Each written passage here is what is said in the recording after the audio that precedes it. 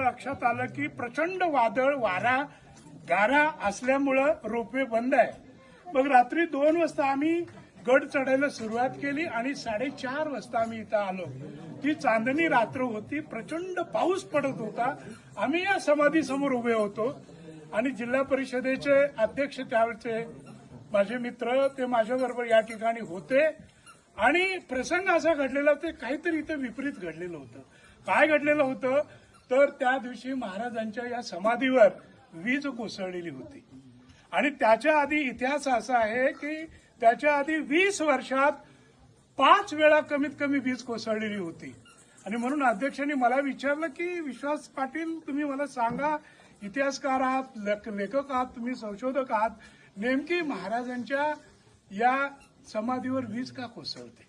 आणि मग मी पाहत होतो त्यावेळेला असं धबधबा कोसळावा तसं पाणी कोसळत होतं, चांदणं होतं, हवा बिरबिर होती आणि मी महाराजांच्या समाधीकडे पाहत होतो.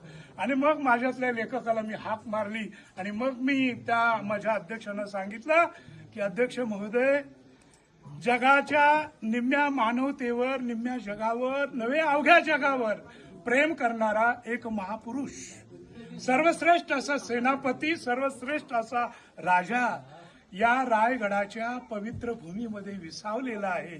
याची कल्पना आकाशातल्या विजेला वीजवाईल असल्यामुळं ती अधूनमधून अशी उसळून लखाकून उठते आणि महाराजांना मुजरा करण्यासाठी इथं कोसळते.